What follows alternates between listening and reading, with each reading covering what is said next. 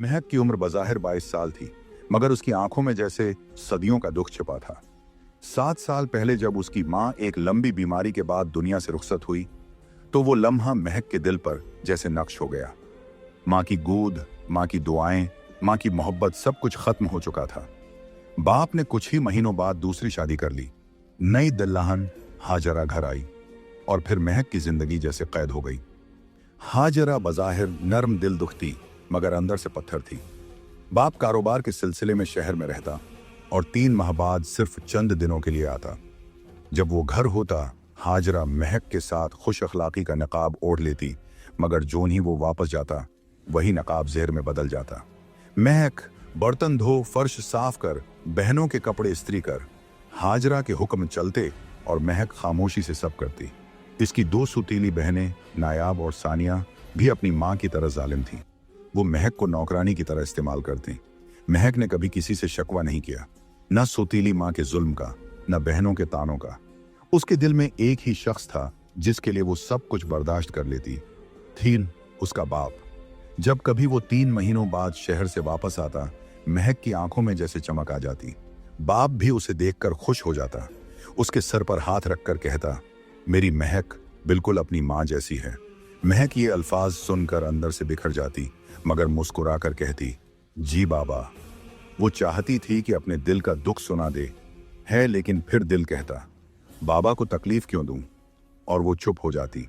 हाजरा भी यही जानती थी, उसीलिए जब उसका शौहर घर आता, वो महक को माँ बनकर दिखाती।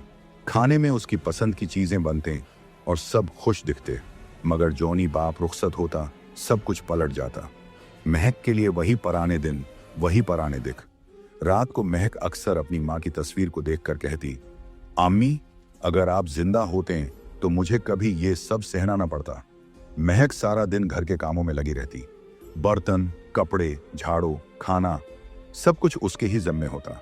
हाजरा और उसकी बेटियां आराम करते और महक खामोशी से सब सहती। शाम ढलती तो वो थकी हारी चुपचाप ऊपर वाली मंजिल पर चली जाती, जहां उसका कमरा था। लेकिन सोना या आराम करना उसका मकसद न होता। वो कमरे के बाहर बैठ जाती, सिर टिकाए, और घंटों बस यूं नहीं सोचों में खोई रहती।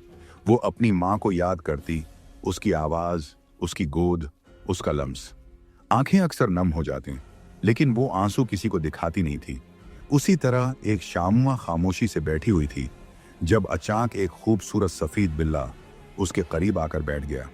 बिल्ले की आंखें चमक रही थीं और चाल में एक अजीब सी कशिश थी। महक हैरान भी हुई और खुश भी। वो झुककर बोली, तुम कहां से आए हो? बिल्ला उसे मोहब्बत से देखने लगा। महक ने हल्के से हाथ बढ़ाया और उसके सर पर प्यार से हाथ फेरा। वो बिल्ला उसके लम्स पर आंखें बंद करके पुरस्कून हो गया। उस दिन महक नीचे गई, एक प्याले में दूध लेकर आई और बिल्ले को दिया। बिल्ला फौरन दूध पीने लगा। महक मुस्कुरा दी। अब ये मामूल बन गया। हर शाम वो बिल्लास के साथ आकर बैठ जाता है। वो रोज पीने के लिए उसे दूध देती और खूब सारी उससे है बातें करती है, जैसे वह इसकी सारी बातें समझ रहा हुआ। और महक ने आसे अपना दोस्त बना लिया था। उसने उसका नाम चीको रखा था। दोपहर की धूप तेज थी और हवेली की फजा में खामोशी छाई हुई थी। महक लोहे की स्त्री से अपनी सौतीली माँ हाजरा के कपड़े सीधे कर रही थी। अचानक उस स्त्री जरा सी रख गई और कमीज का एक कोना जल गया। हाजरा ने देखा तो गुस्से से लाल हो गई। नादान, ये मेरे सबसे कीमती कपड़ों में से एक था। फिर वो कुछ सुने बगैर एक जोरदार थप्पड़ महक के गाल पर मारती है। महक की आंखों में आंसू भर आए, मगर उसने कुछ नहीं कहा, बस खामोशी से उठकर अपने कमरे में चली गई। दरवाजा बंद किया और बस्तर पर मुना छिपाकर रोने लगी। शाम हो चुकी थी। सूरज की आखिरी किरणें जर्दी बखेर रही थी। चक्को, सफेद बिल्ला, जैसे ही आया सीधा बस्तर पर आकर बैठ गया। उसकी हल्की सी आहट पर महक जाग गई। चक्को, उसने रोती आवाज में पुकारा। तुम्हें पता है, आज अम्मी ने मुझे थप्पड़ मारा। वो मुझे माफ भी तो कर सकती थी ना? चक्को उसकी तरफ बढ़ा और जैसे अपने निने हाथ से उसके आंसू पूंछना चाहता हो। महक ने चौंक कर उसे देखा और खुद अपने आंसू साफ किए, फिर धीरे से मुस्कुरा दी। अच्छा, तुम चाहते हो मैं ना रोऊं? चलो, नहीं रोती अब, वो कहकर चक्को को अपने सीने से लगा लेती है। चक्को के लम्स में कोई अनजान सा सुकून छिपा था, जैसे उसकी रूह को थपकियां दे रहा हो। वो इंसान न होते हुए भी इंसानों से बढ़कर महक का सहारा बन चुका था। लेकिन महक ये कहां जानती थी, ये बिल्ला सिर्फ बिल्ला नहीं था। अगली सुबह महक को नीचे से सौतीली मां हाजरा की चीखने की आवाज सुनाई दी। हाय मेरा हाथ जल रहा है। महक घबराकर नीचे भागी। कमरे में दाखिल होते ही देखा कि हाजरा का दायां हाथ सोजा हुआ है और वो बुरी तरह कुराह रही है। अम्मी, ये क्या हुआ आपको? महक फौरन डॉक्टर को बुलवाती है। डॉक्टर आकर हाथ का मायना करता है, पट्टी बांधता है और दवा देकर चला जाता है। सारा दिन महक उसके करीब रहकर उसका ख्याल रखती है। पानी, दवा, खुराक जो भी जरूरी था खामोशी से करती रही। दिल में एक ही सवाल गूंजता रहा, कल तक तो उम्मी बिल्कुल ठीक थी, फिर अचानक है ऐसा दर्द। शाम को जब सब सिस्ता रहे थे, महक थकी हारी अपने कमरे की तरफ चली गई। चेहरे पर थकन और दिल में उलझन लिए वो अपनी चारपाई के किनारे आकर बैठ गई। ये सब अचानक कैसे हो गया, वो खुद से बोली। तभी चक्को, सफेद बिल्ला, आहिस्ता से आकर उसकी गोद में बैठ गया। महक ने उसे थपथपाया और फिर उससे दिल की बातें करने लगी। चक्को, तुम्हें पता है आज अम्मी के हाथ को पता नहीं क्या हुआ? कल तक तो बिल्कुल सही थी, फिर ऐसा दर्द जैसे किसी ने। अचानक उसने देखा, चुक्का उसकी तरफ देखकर आहिस्ता से मुस्कुरा रहा था, एक अजीब सी मुस्कुराहट। महक ठटकी। चुक्का, तुम हंस रहे हो? उसे लम्हा भर के लिए डर सा महसूस हुआ। एक दिन जब महक घर के तमाम काम खत्म करके अभी सुकून का सांस ही लेना चाहती थी कि हाजरा ने आवाज दी, महक, बाजार से मुझे कुछ सामान ला दो, दवाई भी ले आना। महक बना कुछ कहे चुपचाप चल पड़ी। बाजार घर से कुछ फासले पर था, लेकिन उसे रास्ता मालूम था। वो अभी आधे रास्ते में पहुंची थी कि अचानक उसके सामने दो लड़के आ खड़े हुए, आंखों में खबासत, लहजे में गंध। अरे अरे, कहां जा रही हो गुड़िया, अकेली हो? एक ने घटिया आवाज में कहा और दूसरा आगे बढ़ा। महक का रंग उड़ गया। वो घबराकर पीछे हटी। रास्ता छोड़ो मेरा। लेकिन उनकी आंखों में शरारत बढ़ चुकी थी। अचानक हवा में एक खौफनाक सी आवाज गूंजी और अगले ही लम्हे चक्कू इन दोनों पर टूट पड़ा। वो अब कोई मामूली बिल्ला नहीं लग रहा था। आंखें सरख, पंजे नोकीले और आवाज जैसे कोई धाड़ हो। चंद ही लम्हों में दोनों लड़के जमीन पर कराहने लगे। चक्कू ने उनके कपड़े फाड़ डाले, चेहरे पर निशान छोड़े और फिर वो दोनों चीखते हुए वहां से भाग गए। महक सकते में खड़ी थी। चक्कू आहिस्ता आहिस्ता उसके कदमों में आया और अपने पुराने अंदाज में सर उसकी टांग से रगड़ने लगा, जैसे कुछ हुआ ही ना हो। महक की आंखें नम हो गईं। चक्कू, तुमने मुझे बचा लिया। तुम वाकई फरिश्ता हो। वो झुककर उसे उठा लेती है और सीने से लगा लेती है। शुक्रिया चुक्को, तुम बहुत अच्छे हो, बहुत अच्छे। अगले दिन जब महक की आंख खुली तो खिलाफे मामूल उसकी सौतीली माँ का लहजा नरम था। मैं, नायाब और सानिया उनकी नानी के यहाँ जा रहे हैं, बस 1-2 दिन में वापस आ जाएंगे।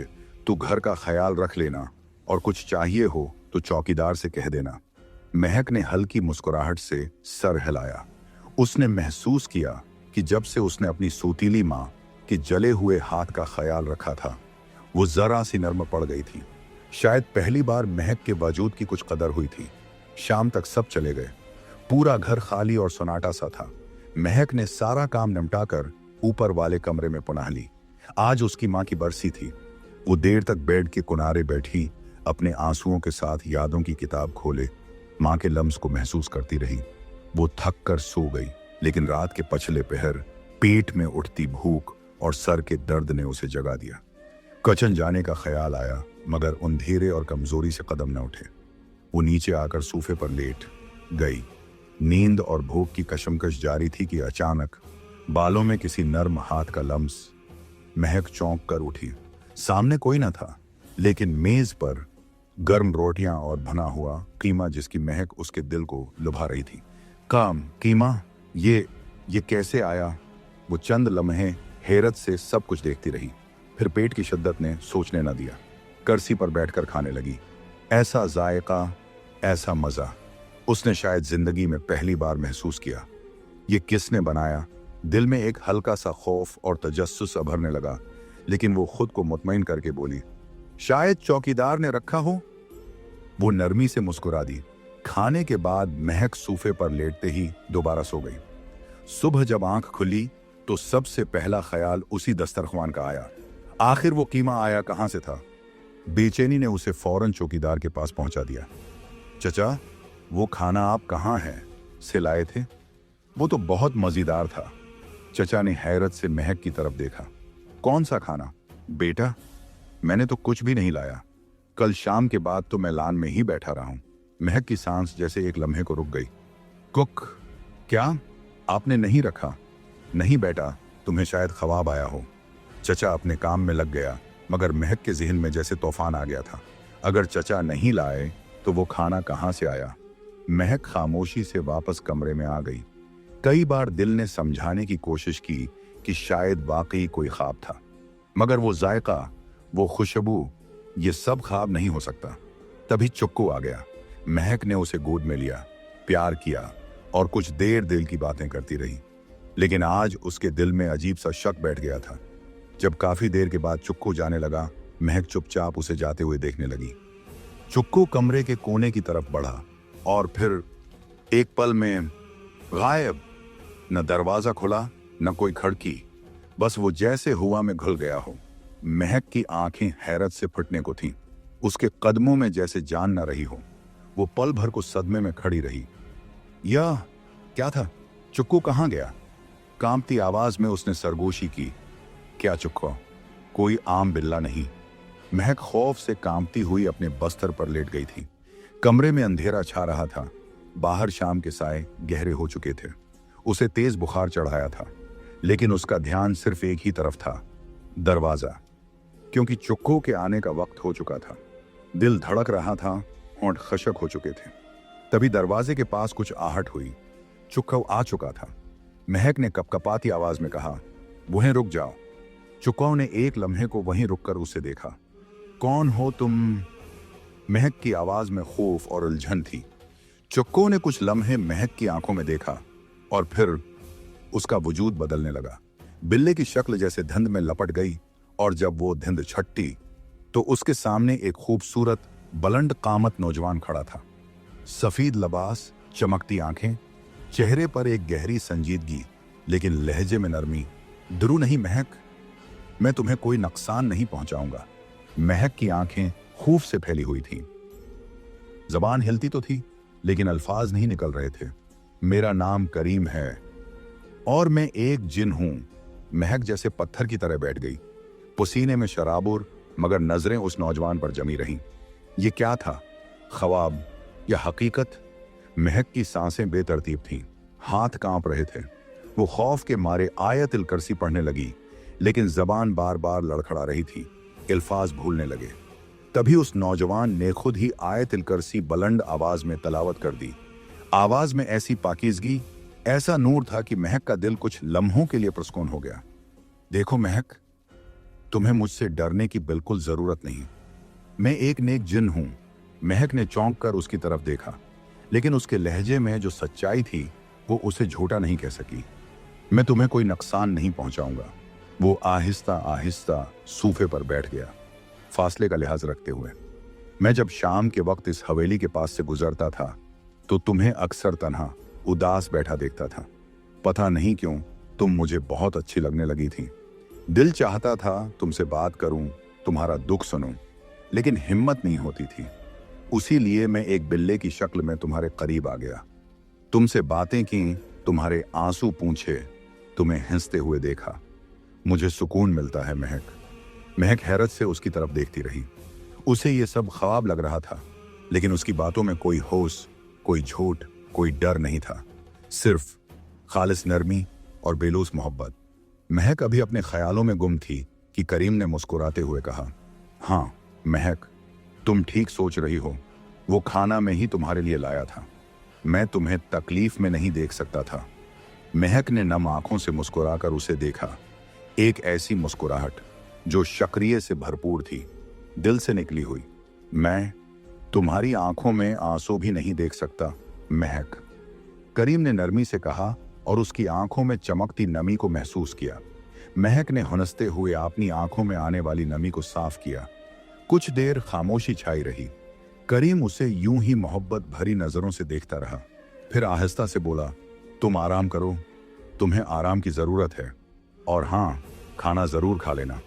उसने बेड के पास रखे मेज की तरफ इशारा किया, जहां अब भी गर्म गर्म रोटियां, भुना हुआ कीमा और एक शफाफ गिलास में पानी रखा था। महक पहले हैरत से फिर मोहब्बत से उसकी तरफ देखती रही। कुछ न बोली, बस आंखों से दिल का शुक्र अदा कर दिया। करीम मुस्कुराया, फिर आहिस्ता आहिस्ता कदम पीछे हटाने लगा। कल मिलेंगे महक, अपना ख्याल रखना। महक उसे जाते देखती रही और दिल से दुआ की कि ये सब ख्वाब ना हो। वो जा चुका था, मगर महक की नजरें दरवाजे पर ही टिकी रहीं। कुछ देर बाद वो खामोशी से खाने की तरफ बढ़ी। एक नवाला खाया, वैसा ही जायका जैसा माँ के हाथ का होता है। फिर वो चुपचाप सोने के लिए लेट गई। दिल हल्का था और आंखें बंद होने से पहले एक ख्याल आया, शायद मैं तन्हा नहीं हूं। अगले दिन महक के वालिद घर आए। महक उन्हें देखकर बहुत खुश हुई। वो लपक कर उनके पास जा बैठी। बाप बेटी के चेहरों पर खुशी वाज़ेह थी। बातों बातों में उसके वालिद ने नरमी से कहा, बेटा, मैंने तुम्हारे लिए एक अच्छा रिश्ता देखा है। लड़का बहुत अच्छा है, अपना कारोबार है, इस शरीफ और खुश अखलाक है। मुझे वो बहुत पसंद आया। अगर तुम्हें एतराज ना हो तो मैं हाँ कर दूं। महक ने खामोशी से अपने वालिद की आंखों में देखा, फिर हल्की सी मुस्कुराहट के साथ कहा, बाबा, आप मेरे लिए जो फैसला करेंगे वही बेहतर होगा। और वो फौरन उठकर अपने कमरे की तरफ चली गई। कमरे में आते ही वो पलंग पर बैठ गई। दिल में जैसे तूफान उठने लगा था। करीम का ख्याल आते ही उसकी आंखें नम हो गईं। क्या मैं किसी और से मंसूब हो सकती हूँ? क्या वो सब झूठ था? करीम का ख्याल, उसकी मोहब्बत। रात के सुनाटे में कमरे की खिड़की हल्की सी खुली और अगले लम्हे करीम कमरे में दाखिल हो चुका था। वो सीधा महक के सामने आया। उसके चेहरे को देखकर बोला, महक, मैं अब मजीद तुमसे ये बात छिपा नहीं सकता। मुझे तुमसे मोहब्बत है। महक चौंक गई। दिल जैसे एक लम्हे के लिए रख सा गया, लेकिन उसने खुद को हटा दिया, संभाला और नरमी से कहा, करीम, तुमने मेरी जिंदगी में अंधेरे वक्त में रोशनी दी। तुम्हारी मदद, तुम्हारी हिफाजत, मैं उसके लिए तुम्हारी हमेशा शुक्रगुजार रहूंगी। लेकिन मैं तुमसे मोहब्बत नहीं करती। करीम जैसे साकित हो गया। महक ने हल्की सांस लेकर बात जारी रखी, मेरी शादी होने वाली है और मैं नहीं चाहती कि तुम मेरी जिंदगी में कोई रुकावट बनो। करीम ने भराई हुई आवाज में कहा, लेकिन महक, मैं तुमसे दिल और जान से मोहब्बत करता हूं। मैं तुमसे शादी करना चाहता हूं। अब की बार महक की आंखों में नमी थी, लेकिन लहजा मजबूत। शादी? करीम, क्या एक इंसान और जिन की शादी मुमकिन है? तुम नेक हो, तुम्हारे जज्बात सच्चे हो सकते हैं, लेकिन हकीकत और ख्वाब में फर्क होता है। करीम खामोश हो गया। कमरे में एक लम्हे को गहरी खामोशी छा गई। महक ने आहिस्ता से कहा, मोहब्बत हमेशा कुर्बानी मांगती है करीम। करीम की आंखों में नमी उतर आई। वो बोला, तो क्या ये हमारा अख्तिताम है? महक ने एक लम्हे को नजरें झुकाईं, फिर आहिस्ता से कहा, नहीं, ये एक नई शुरुआत है तुम्हारे लिए। मेरे दिल में हमेशा एक खास मकाम रहेगा, लेकिन मोहब्बत का नहीं, दुआ का होगा। करीम ने आहिस्ता से सिर झुका लिया। करीम जाने के लिए मड़ा तो महक की आवाज ने उसे रोक लिया। करीम, तुम हमेशा मेरे दिल के करीब रहोगे। करीम ने एक पल के लिए पलट कर देखा। उसकी आंखों में सवाल था, क्या मैं कभी कभार तुमसे मिलने आ सकता हूं? महक के चेहरे पर हल्की सी मुस्कुराहट भरी, हाँ, लेकिन मेरे प्यारे चीकों की शक्ल में। करीम की आंखों में पहली बार उदासी के साथ साथ एक हल्की सी रोशनी चमकने लगी। वो मुस्कुरा दिया, एक खामोश, शफीक मुस्कुराहट। महक खुद भी नहीं जानती थी कि उसने ऐसा क्यों कहा, लेकिन जब भी वो करीम की आंखों में झांकती थी, कोई अनजानी कशिश दिल को अपनी तरफ खींचती थी। करीम वो कोई आम चेहरा नहीं था, एक ऐसा नूरानी हुस्न जिसमें महक के दिल की दीवारें आहिस्ता आहिस्ता पिघलती जा रही थीं। जब वो चला गया तो महक वहीं खड़ी रह गई। उसकी आंखों से आंसू बहने लगे, खामोश आंसू जिनमें न शिकवा था न आवाज, बस एक बेकरार दिल की गवाही। महक, तुम्हें भी तो करीम से मोहब्बत हो गई थी, मगर वो खुद को झुटला रही थी। शादी का फैसला, बाबा का मान, ये सब कुछ उसके सामने था। करीम, वो एक नेक जिन था, मगर इंसान नहीं। ये फासला कभी मिट नहीं सकता था। चंद हफ्ते बाद शादी की तैयारियां शुरू हो गईं। महक के चेहरे पर मुस्कुराहट तो थी, मगर दिल कहीं और था। रात को तन्हाई में चेकू आकर बिस्तर के पास बैठ गया। महक ने उसे देखा, दिल कांप उठा। क्या तुम करीम हो? चेकू ने सर झुका दिया और फिर आहिस्ता आहिस्ता करीम की असल शक्ल में बदल गया। बस एक आखिरी बार तुम्हें देखने आया हूं महक, तुम्हें खुश देखकर चला जाऊंगा। महक के आंखों से आंसू बहने लगे। काश तुम इंसान होते, काश हम साथ होते, लेकिन शायद कुछ मोहब्बतें सिर्फ दिलों में रहने के लिए होती हैं। करीम ने हल्का सा हाथ बढ़ाया मगर छुआ नहीं, बस एक दुआ की तरह फजा में हाथ रुका रहा। अलविदा महक, मेरी दुनिया तुम्हारे बाद हमेशा सुनसान रहेगी। और वो रोशनी की एक नर्म लहर में बदलकर खामोशी से गायब हो गया। महक घंटों यूं ही बैठी रही। उसकी शादी हो गई, जिंदगी आगे बढ़ती रही, लेकिन महक के दिल में एक चुप सी मोहब्बत हमेशा के लिए सांस लेती रही।